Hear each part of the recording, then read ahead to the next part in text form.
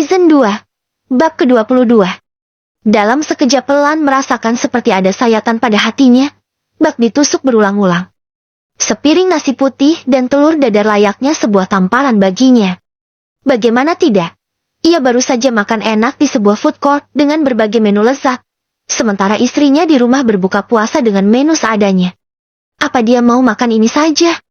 Pandangan Elan menyelidik dari meja makan ke arah dapur. Tak ada menu selain ini yang tersedia. Tanpa terkendali, rasa bersalah perlahan menyusup ke hati. Secepat tembusan udara, Elan segera keluar dengan mengendarai sepeda motor yang tersimpan di garasi, lalu menuju sebuah restoran tak jauh dari rumah. Tak membutuhkan waktu lama, ia telah kembali dengan membawa sebuah paper bag. Sementara Amira belum terlihat keluar kamar. Nasi putih dan telur dadarnya pun masih utuh. Ini buat kamu buka puasa, tulisnya dalam sebuah catatan kecil. Lalu, segera meninggalkan ruang makan sebelum Amira kembali. Tak lama berselang, Amira selesai dengan ibadahnya. Wanita itu melipat sajadah dan mukena, lalu memakai khimar panjang dan memasang cadar, lalu keluar kamar menuju ruang makan. Kening mulus wanita itu berkerut tipis saat mendapati beberapa paper bag dengan logo restoran. Dari sana ia dapat menyesap aroma yang begitu lezat. Ada catatan kecil juga di sana. Selain itu, telur dadar dan nasi putih yang tadi telah ia siapkan, tidak terlihat lagi di meja. Apa Mas Elan yang beli ini? Gumamnya pelan. Tapi, nasi sama telur dadarnya mana? Sembari menghela napas, Amira segera melangkah. Sebelum makan, ia perlu berterima kasih kepada Elan yang sudah berbaik hati memberi makanan lezat untuk berbuka puasa. Baru saja gadis itu akan menjejakkan kakinya pada anak tangga pertama. Langkahnya tiba-tiba terhenti. Erlan berada di tepi kolam renang, sedang duduk seorang diri. Perlahan ia mendekat dan berdiri dalam jarak yang aman. Mas, saya mau bilang terima kasih untuk makanannya, ucap wanita itu. Jangan salah paham. Aku tidak mau kamu sakit karena hanya makan nasi dan telur dadar. Umi dan Abi bisa marah. Erlan sama sekali tak memandang wanita itu. Matanya terfokus pada layar ponsel. Walaupun begitu saya tetap berterima kasih. Maaf, sudah banyak merepotkan. Ketika Amira melangkah, Erlan melirik sekilas. Wanita itu terlihat sedikit tertatih menyeret kakinya. Tunggu, panggil Erlan. Menghentikan langkah sang istri. Iya, Mas. Amira refleks membalikan tubuhnya. Sementara Erlan bangkit meninggalkan kursi tempatnya duduk. Kata Boy kamu habis kecelakaan kemarin. Iya, dalam perjalanan pulang habis belanja keperluan dapur. Tapi, enggak apa-apa, Mas. Cuma luka kecil. Punya obatnya? Ada. Ya sudah. Ia mengangguk, masih dengan wajah datarnya. Ngomong-ngomong, kemarin kamu habis belanja keperluan dapur, kan? Kenapa masaknya nasi sama telur dadar aja? Itu, bahan makanan yang saya beli ternyata banyak yang rusak karena jatuh kemarin, Mas. Oh, pembicaraan mereka berakhir begitu saja. Percaya atau tidak, ini adalah pertama kalinya Erlan tidak berbicara ketus terhadap Amira. Hal yang membuat wanita itu bertanya-tanya. Erlan kembali merenung di tepi kolam renang. Beberapa kali ponselnya berdering dengan berondongan pesan permintaan maaf dari Vanya. Namun, panggilan dan pesan itu ia abaikan begitu saja. Tanpa balasan sama sekali. Ya Allah, kenapa dingin sekali? Amira mendesis dalam balutan selimut. Sekujur tubuhnya terasa lemas dan berkeringat. Ia merasa tubuhnya seperti ditusuk ratusan jarum menembus tulang. Di satu sisi ia merasa kedinginan, namun di saat yang bersamaan merasakan hawa panas menguar dari dalam tubuhnya. Di kamar itu batinnya menangis. Biasanya saat sedang sakit seperti ini akan ada Umi yang memeluk dan merawatnya. Akan ada Abah yang setiap malam berjaga di samping tempat tidur. Kini, ia seolah tak memiliki siapapun. Hanya seorang suami yang sama sekali tak pernah peduli terhadapnya. Umi, Abah, Amira mau pulang. Gumamnya pelan. Jemput Amira, Abah. Ia terisak-isak. Bahkan air mata yang menetes terasa panas mengalir di pipi. Dengan sisa tenaga yang dimilikinya, gadis itu mencoba untuk bangkit. Duduk di antara lemari dan tempat tidur dengan menyandarkan punggungnya. mengeluarkan tas dan menghitung sisa uang pemberian Erlan kemarin. Masih tersisa beberapa puluh ribu. Mungkin itu cukup untuknya membeli obat penurun panas. Amira ingat di depan kompleks ada apotik kecil bersebelahan dengan minimarket. Ya Allah. Ia merintih memijat kepala yang terasa semakin berdenyut. Memaksakan diri untuk berjalan keluar. Namun, saat akan membuka pintu, tiba-tiba saja sekeliling terasa berputar dalam pandangannya. Ia ambruk. Beruntung sepasang tangan segera menangkap tubuhnya, sehingga tak sampai membentur lantai. Hei, Amira! Bangun! Suara Erlan memekik di keheningan malam. Samar-samar Amira masih dapat mendengar, sebelum akhirnya semua gelap. Amira! Bangun! Panik, Erlan mengguncang bahu sang istri. Meskipun terhalang pakaian, namun ia dapat merasakan hangatnya suhu tubuh Amira. Ia segera menggendong menuju kamar dan membaringkan di tempat tidur. Boy adalah satu-satunya orang yang dapat terpikir olehnya. Kamu di mana? Suara Erlan yang terdengar panik itu membuat Boy mengerutkan dahi.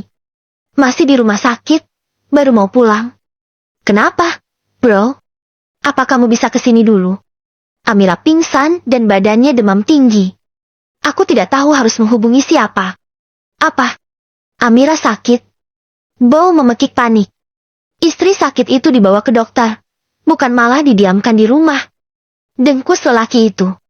Aku baru tahu dia sakit. Tadi dia baik-baik dana dan malamnya tiba-tiba pingsan. Boy semakin panik. Tunggu. Aku segera ke sana. Tanpa mengulur waktu, pemuda itu melangkah dengan tergesa-gesa. Biasanya ia cukup santai menghadapi pasien. Namun entah mengapa mendengar Amira sakit membuatnya panik. Ibu. Rintihan lemah Amira membuat Erlan semakin panik. Ia berjalan mondar-mandir di depan kamar dengan ponsel di genggamannya. Cepat sedikit, Boy. Pesan bernada mendesak yang ia kirim kepada sang sahabat. Jangan pergi, Bu, Amira takut. Lagi, ia merintih. Erlan mendekat sambil menatapnya. Menyentuh dahinya dan merasakan suhu tubuh yang sangat tinggi. Ia melihat istrinya yang masih memakai cadar. Ingin membuka. Namun ia sendiri sudah berjanji tidak akan membukanya. Erlan baru bernapas lega saat mendengar suara bel berbunyi. Begitu membuka pintu, Bow terlihat berdiri bersama seorang wanita berpakaian rapi. Aku bawa Siska untuk periksa Amira. Di mana dia? Tanya Bow. Dia ada di kamar. Mari masuk. Begitu tiba di kamar, hanya Siska yang masuk, sementara Boy dan Erlan menunggu di depan kamar. Wanita itu membantu melepas cadar yang membalut wajah Amira, lalu memeriksa kondisi tubuhnya. Setelah 10 menit, pintu kamar terbuka. Suhu tubuhnya tinggi sekali. Dia mengigau dan kedinginan. Apa di rumah ini ada obat penurun panas? Sepertinya tidak ada. Kami baru menempati rumah ini. Siska kembali masuk ke kamar, lalu kembali dengan membawa catatan kecil. Kalau begitu, tolong tebus obat ini di apotik. Erlan hanya mengangguk, lalu segera melangkah meninggalkan rumah. Sementara Boy menunggu di depan kamar. Setiap kali terpikir Amira, ia akan teringat ucapan adik lelakinya. Apa benar kata Bray kalau dia dan Amira mirip? Tapi, semirip apa? Rasanya ia benar-benar ingin menerobos pintu dan membuktikan sendiri. Ia menggenggam gagang pintu, ingin memutar. Namun, akal sehatnya menuntun agar ia tak gegabah. Wanita yang menutup wajahnya dengan cadar. Berarti dia sedang berusaha menjaga marwahnya. Aku tidak bisa diam-diam melihatnya hanya untuk memuaskan rasa penasaranku. Lagi pula, belum tentu dugaan Bray benar. Lamunan pemuda itu akhirnya buyar oleh suara deringan ponsel milik Erlan yang tertinggal di atas meja. Berondongan panggilan atas nama Fanya membuat kekesalan seorang bayi Alfiano Darmawan benar-benar memuncak. Ia menyambar ponsel milik Erlan, lalu menggeser simbol hijau pada layar. Erlan, kamu di mana? Aku mau ketemu sekarang juga. Aku minta maaf soal kejadian semalam. Aku benar-benar gak bermaksud untuk. Apa laki-laki di dunia ini sudah habis sampai kamu menghubungi Erlan lagi? Hening. Tak ada sahutan, membuat Boy tak dapat menahan rasa kesal. Berniat merusak rumah tangga orang lain itu haram hukumnya dan hanya perempuan tidak bermartabat yang selalu menghubungi laki-laki beristri. Selama beberapa detik keheningan melanda. Boy hanya mendengar hela napas, hingga akhirnya panggilan terputus. Di sana Fanya tersentak. Sahabat Erlan yang galak itu selalu berhasil membuatnya merinding. Ada informasi apa? Tanya Alfian sesaat setelah Joe memasuki ruangan sang bos. Lelaki berparas Timur Tengah itu duduk di hadapan sang bos, dengan memasang wajah serius seperti biasanya. Ternyata benar. Gadis yang hampir ditabrak Bray memang istrinya Erlan, Amira Hairunisa. Mendengar nama itu, Alfian refleks menekan dadanya. Entah mengapa sedari tadi dadanya terasa sesak. Seperti mendapat firasat bahwa sedang terjadi sesuatu. Bahkan saat makan malam, ia merasa tidak berselera. Hatinya baru sedikit lega setelah menjalankan syalat. Sudah aku duga. Jadi bagaimana langkah selanjutnya? Tanya Joe. Aku akan menemui Dan dulu. Sekarang? Alfian mengangguk. Ia segera menghubungi Darren dan meminta untuk bertemu. Beruntung. Malam itu Dan masih berada di kantor dan baru saja akan pulang. Maaf mengganggu waktumu malam-malam. Alfian membuka suara. Sesaat setelah tiba di ruang kerja sang sahabat. Tidak masalah. Kebetulan pekerjaanku sudah selesai. Sebenarnya aku mengajakmu bertemu karena ada hal penting yang mau aku bicarakan. Alis tebal Darren saling bertaut. Hatinya bertanya-tanya apa yang membuat Alfian meminta bertemu malam ini. Bahkan menyambanginya di kantor. Hal penting apa? Tanyanya pensaran. Ini tentang Amira. Raut wajah Darren tiba-tiba berubah serius. Begitupun dengan Alfian. Ada apa dengan Amira? Ceritanya panjang. Ia menjeda ucapannya dengan tarikan napas, membuat pikiran Darren semakin dipenuhi tanda tanya. Bray mengatakan padaku bahwa dia dan Amira bertemu secara tidak sengaja. Kemarin. Lalu, tanya Darren, masih menebak kemana arah pembicaraan Alfian. Katanya, wajah Amira sangat mirip dengannya. Entah kenapa Bray tiba-tiba teringat dengan adik kembarnya yang hilang. Tunggu. Berarti, ucap Darren mulai mampu menarik benang merah dari pembicaraan itu. Ya, seperti itulah. Aku tahu kalau ini berlebihan dan tidak sepantasnya aku memikirkan hal seperti itu. Tapi, bukankah Ustaz Syam pernah berkata bahwa dia tidak tahu siapa orang tua kandung Amira? Darren terperangah. Terkejut membuatnya kehilangan kata. Iya, kamu benar. Tapi, aku benar-benar terkejut. Maaf. Kalau bisa aku mau menemui orang tua angkatnya Amira di pondok. Aku mau menanyakan beberapa hal tentang Amira. Baiklah. Aku bisa mengaturnya secepat mungkin. Terima kasih. Kalau beliau mengizinkan, aku juga mau melakukan tes DNA dengan Amira.